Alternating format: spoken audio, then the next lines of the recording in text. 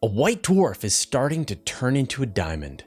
Another key element for life found in the plumes at Enceladus. And the Parker Solar Probe discovers the source of the fast solar wind. All this and more in this week's episode of Space Bites.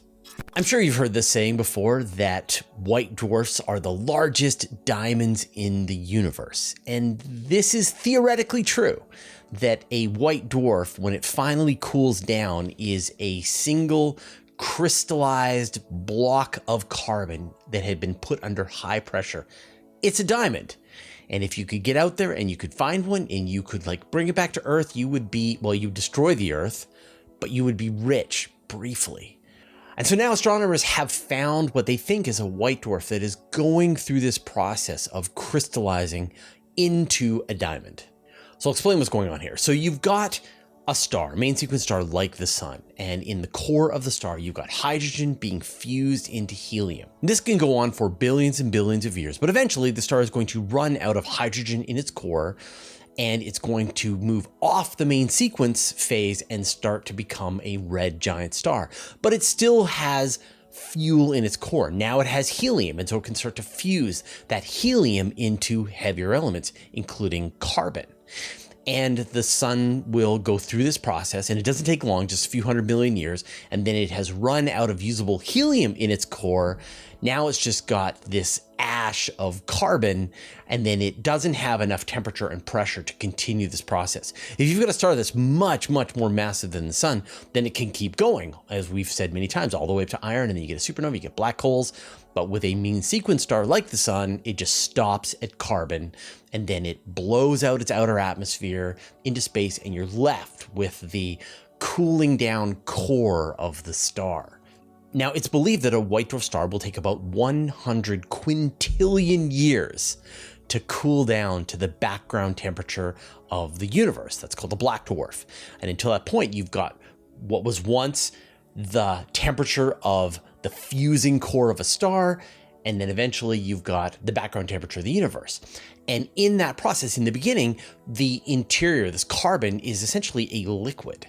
And then over time, as it cools down, that liquid can eventually crystallize. Sort of think about like sugar, liquid sugar in a bowl. You heat up the water, you put in sugar, you mix it up, you've got this sort of liquid, and then over time, the crystals start to form as this sugar water solution cools down.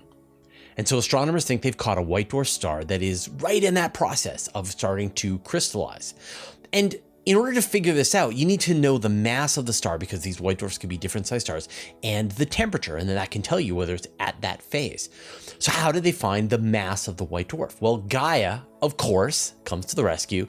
They found a system that had multiple stars, including one of them, which was a white dwarf. And whenever you have multiple stars interacting in a system, you can tease out the mass of the object. And then they were also able to determine the temperature of the white dwarf. And from that, they were able to calculate that it has entered the crystallization phase. So there's at least one of these gigantic diamonds starting to form. And if you ever want to become rich and also destroy the planet, you can figure out a way to go get it. Parker Solar Probe confirms the source of the fast solar wind.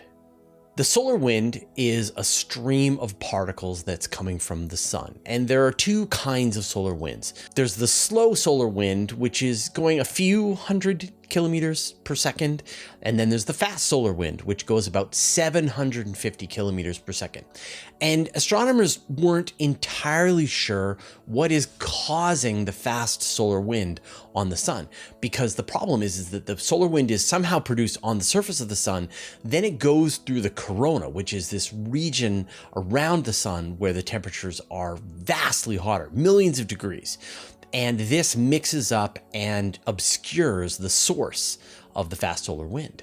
And this is one of the objectives of the Parker Solar Probe, to find out where the fast solar wind is coming from. And with each orbit around the sun, it just keeps getting closer and closer. And on its most recent orbit, it came within 21 million kilometers of the sun. And that was close enough that astronomers could figure out what is causing the fast solar wind. So what Parker Solar Probe saw was that you've got these coronal holes that are opening up on the surface of the sun. And it's not like these are like pits that are opening up in the sun. They are regions where magnetic field lines are piercing out of the sun's surface. And these magnetic field lines will then connect and reconnect, disconnect, moving around the surface of the sun. And each time you get one of these disconnection, reconnection events, you get this blast of particles that are accelerated away from the sun. They go through the corona and then they fly out as the fast solar wind. And where this material is coming from depends on where the sun is on its 11-year cycles. It goes from the solar minimum to the solar maximum and then back to the solar minimum. And so they will be clustered around the poles at one point, and then as the sun's magnetic field gets more turbulent, then they'll move to the equator, and that's a time when we see a lot more of these sunspots around the surface of the sun. And then you get more of this fast solar wind that's coming out of the equator, and that is directed more towards the Earth. But this is not as close as Parker is going to get. So I mentioned, like, it got within 21 million kilometers, and at the closest point, it should eventually get to within 6.5 million kilometers. So factor of 4. So it's going to get a lot closer to the sun, and hopefully with each flyby, gather more and more information and help astronomers understand this mystery as well as other mysteries about the sun. Fighting satellite trails. When the Hubble Space Telescope first launched and began operations, there were about 500 satellites in the sky. And now there are about 8,000. And when Hubble first started, it was at a much higher altitude, and then over time it's been slowly degrading in its orbit. And so more and more of the satellites that used to be below it are now above it. And so they are starting to pass through the trails. So astronomers estimate that a few percentage of every image taken by the Hubble Space Telescope has a satellite trail passing through. Now, most of the time, this isn't a problem because you're looking at a galaxy and the satellite trail is over on the side. And so it's just not a big issue. But every now and then you get the satellite running right through your data, right through the galaxy that you're trying to observe. And this is causing a problem for astronomers. Now, for those of you who've done any amateur astrophotography like me, you get a satellite trail in one frame of your photographs and you just throw it out. You're like, fine, like whatever. It's going to reduce the artistic quality of the picture that I'm taking. And so if I've taken 100 images and 2 have satellite trails, you just throw them out. Now you got 98 pictures. It's still good enough to make a very pretty picture. But for scientists, losing some of that data is a problem for their science. And in some cases, maybe you only get one shot at that. It's estimated that the Vera Rubin Observatory that is coming online later on this year is going to have about 30% of its images impacted by satellite trails. So what can be done about this? Well, astronomers working with the Hubble Space Telescope have developed a new algorithm that allows them to process an image that had a satellite trail moving through it. And as long as they have multiple images of the same region, they're able to extrapolate the missing data, and they're able to remove the satellite trail and still get some of the data out of the image. And so the impact of the satellite trail is minimized. It's not zero, but it's less than it would be if they just left the trail in or they had to throw out the whole frame. And this technology will work for ground-based telescopes as well. So, like, this isn't great, that astronomers are having to deal with the impact of satellite trails on their photographs after the fact. There are a lot of solutions that could have been worked out in advance. Like, if you make the satellites fly at a lower altitude, that would be better. They would be below the Hubble Space Telescope.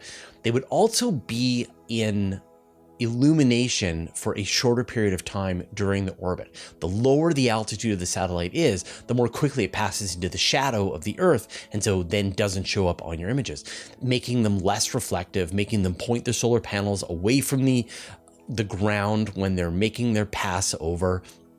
All of these would help. But the thing that would be the most important, the most helpful, would be able to provide up-to-date, real-time telemetry information on your satellite. And so if you know that a satellite is going to fly through your field of view, you just stop gathering your data for 1/100th of a second, whatever it's going to take for that satellite just to move beyond where you're trying to capture your information, and then start gathering information again. And so if you got a much better communication between the satellite operators and the astronomers, you could make most of this interference go away. And I really wish that these conversations were had before these giant mega constellations were launched, because, like, I get having internet available to far-flung communities around the world is very, very important. And being able to have astronomers gather data about the night sky is very, very important. And so if the two had just talked, then maybe we wouldn't find ourselves in the situation where we are now. Another key element for life found at Enceladus. We really need to go back to Enceladus. Like, it's just getting more and more important for the search for life in the solar system.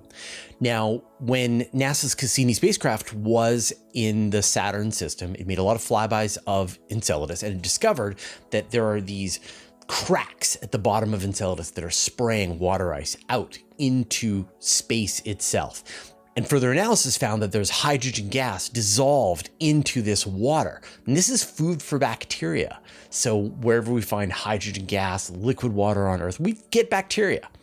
And then astronomers were able to find that there are various organic molecules embedded within this material in the Cassini data as well. And so the latest research is that astronomers found that there is phosphorus in the form of phosphate dissolved into the oceans in Enceladus. And phosphorus, this is one of the key elements for life. Like when you go and you buy fertilizer for your garden, you're looking at the amount of carbon, nitrogen, and phosphorus. Those are the big ones that matter. And you can't have DNA and RNA without phosphorus. And so one of the key elements for life on Earth, phosphorus, now seems to exist on Enceladus too. So astronomers think that there are rocks at the bottom of the ocean on Enceladus that is being exposed to this ocean. And then the water is wearing this away, and phosphorus is making its way from the rocks into the water, then from the water into the plumes and out into space, where you could just fly by and just detect it. So what's the plan for sending a mission to Enceladus? There are none. There is no confirmed mission that's going to be flying to Enceladus. Now, there are a couple of ideas in the works right now. There's one called the Enceladus Orbolander, which would be an orbiter and lander that would attempt to fly through the plumes, maybe land a spacecraft near the plumes. But this is just a proposal that has not been accepted, is not in the works right now. So, did I mention that we need to go back to Enceladus? Each week, we put up a list of all of the stories, and you can vote for the one that you thought was the most interesting, most impactful, the one you're most excited about. And last week, the winner by a long shot was the fact that Betelgeuse has brightened unexpectedly. Like 51% of the voters thought that was the best story. And I agree. That's the one I would have voted for too. So after this week's episode, we'll put up a link to all of the stories, and you can vote for the one that you like the best and give us feedback on what you're enjoying with these stories each week. The Tarantula Nebula shouldn't be forming stars, but it does. The Tarantula Nebula is in the Large Magellanic Cloud, and it is the most impressive star-forming region that we know of. It's ludicrously large. It is so dense with stars that if it was like the region of space around Earth, like imagine the distance from the Earth to Proxima Centauri, the closest star to the sun. There are no stars in that space, and yet if you were in the Tarantula Nebula, there would be tens of thousands of stars just clustered in that region alone. And this is a bit of a problem because all of those stars are blasting out enormous amounts of radiation. These are young, hot stars. Some of the most massive stars that have ever been found are in this nebula, and they're just throwing out so much radiation that they should be just blasting away all of the leftover star-forming material. No new stars should be forming, and yet they do. What's going on? Well, astronomers used data from the Sophia Observatory. This is, of course, the flying infrared observatory that we weep about each time we bring it up, that is no longer flying. And it was able to map out the magnetic field lines in the nebula. And what they found is that what should be an incredibly chaotic environment is actually ordered thanks to these magnetic field lines. And they will channel gas and dust into very specific regions and hold the pressure in so that new stars can form. As these bubbles are being created around other stars, the pressure is held high enough that you get new stars forming. And so it's amazing that like you get this order emerging out of this large chaotic environment of stars forming so that you get more and more star formation that normally you wouldn't expect to happen. And I wonder what role did that play in the formation of the sun? Can you get more and more stars forming in a small region thanks to these magnetic field lines? Yeah, I wonder, does life on Earth depend on this? So how do you make money from content on the internet, right? There's two major ways you can go about it. One is you make a paywall. You say, pay me and you can see our content. Think about going to movies or Netflix, things like that. And then the other way is you just make it ad supported, which of course has problems too, because there's ads covering everything. And there's a third way, in my opinion, and that is using Patreon. And so what that allows us to do is create the content that we do and release it freely for everybody so that you don't have to join a pay system to be able to see the content.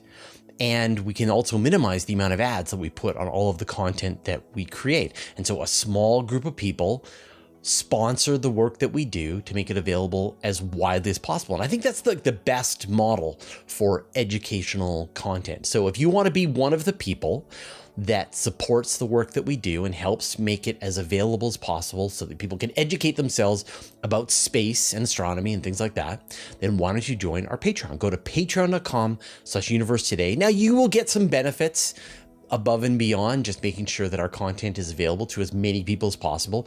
I'll remove all the ads from the Universe Today website for life. You get advanced preview access to some of our upcoming interviews. We'll shout out your name in videos, and there's other benefits as well. So go to patreon.com/universetoday. A day on Earth used to be 19 hours long.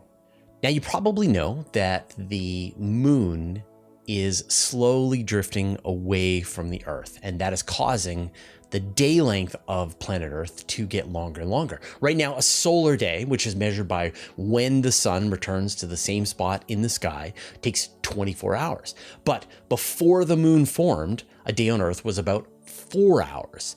And then some giant Mars-sized object crashed into the Earth and created the moon. And then as the moon drifted away, the day on Earth got longer and longer. But there's this weird mystery. It reached about 19 hours and then it stalled for about 1 billion years. Astronomers call this the boring billion. And there are various techniques to measure out the day length on Earth. And there's a new technique that I really like. They use something called the Milankovitch cycle. And this is this orbital precession that the Earth is doing over tens of thousands of years. And it's a very long cycle. And so over eons of time, you can see its impact in how sedimentary layers are laid down on tidal flats. You get these sedimentary layers and they measure the length of the day, and you can see how often these sedimentary layers are laid down day after day after day over long periods of time. And so they found that the day length hit about 19 hours and then it stalled for about 1 billion years. Why? And so it appears that you've got sort of two forces that are in tension that were causing the day length on Earth. One is the solar radiation coming from the sun, which was heating up one side of the Earth, the one that's facing the sun, and that would speed up the Earth's rotation. And we talked about this last week in the question show with the Yarkovsky effect, Yorp, things like that. And then you've got the tidal interactions with the moon that are slowing the Earth's rotation down. You got to this point where these two forces were sort of held in check with each other, and you've got this 1 billion years of stability in the Earth's rotation rate. And then the forces from the moon won out, and we shifted over into this now 24-hour period.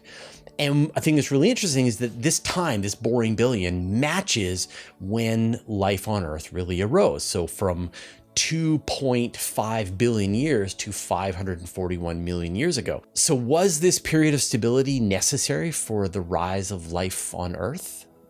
Who knows?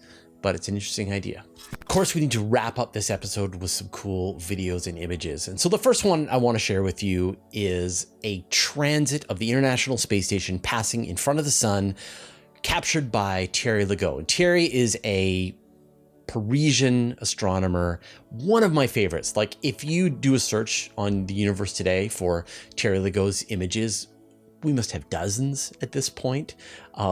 He can't take a picture without us watching over his shoulder and like, what you shooting there? And so in this image, what he did was he calculated exactly when and where the International Space Station was going to pass in front of the sun. And you can do this yourself. There's a place called Transit Finder that you can do a calculation and find out when. You can see transits in front of the sun, you can see transits in front of the moon. I've done this. The problem is that you don't know if you get your shot, because at the nighttime, usually the International Space Station is already going to be in shadow, and so you see a full moon, and then you just record video of the full moon at the appropriate time, and then you have to check your images later on to see if you got it. Same thing with, like, you can't see the International Space Station during the daytime. It's just that when it is passing in front of the sun with the right solar filters, you can see it. And this is what Thierry saw. Now, he went one step farther, which is that he captured this transit when there were two astronauts outside the International Space Station doing a spacewalk. And so you've got this image of the space station passing in front of the sun when astronauts are doing a spacewalk. It's amazing. And the second picture was taken by Curiosity. Now, Curiosity is, of course, on Mars. It's climbing up the slopes of Mount Sharp. Now, this is a 5-kilometer tall mountain. Like, it won't reach the summit of Mount Sharp. Or will it? I hope so, but it probably won't. Anyway, so it's exploring a region called the Marker Band Valley, and this is thought to be an ancient lake bed on Mars. Very fascinating, rich in sulfates, the kind of place that would have clues for the formation of life on Mars if it ever happened. And sort of to finalize its exploration of this region, the scientists at NASA had it take two pictures, one just after dawn and one just before sunset. And photographers know that if you take images just as the sun is low in the sky, you get these really dramatic shadows. One of the most useful times to recognize and see interesting features on the surface of Mars. So this wraps up one big chunk of Curiosity's exploration, and now it's going to move on to its next target and continue its science operations, but it's still going strong. So good luck, Curiosity. All right, those are all the stories that we had today. Of course, we're going to have links to everything we talk about down in the show notes. And when you see the vote come up, please vote for the story that you like the best. You can get even more space news in my weekly email newsletter. I send it out every Friday to more than 60,000 people. I write every word, there are no ads, and it's absolutely free. Subscribe at universetoday.com/newsletter. You can also subscribe to the Universe Today podcast. There you can find an audio version of all of our news, interviews, and Q&As, as well as exclusive content. Subscribe at universetoday.com/podcast, or search for Universe Today on Apple Podcasts, Spotify, or wherever you get your podcasts. A huge thanks to everyone who supports us on Patreon and helps us stay independent and keeps ads at a bare minimum. Thanks to all the interplanetary researchers, the interstellar adventurers, and the galaxy wanderers. And a special thanks to Just Paul Davis, Vlad Shipplin, Jay Dennis, David Giltan, Modso, George, Jeremy Mattern, Jordan Young, Tim Whalen, Dave Verabioff, Andrew M. Gross, and Josh Schultz, who support us at the Master of the Universe level. All your support means the universe to us. All right, that was all the news that we had today. We'll see you next week.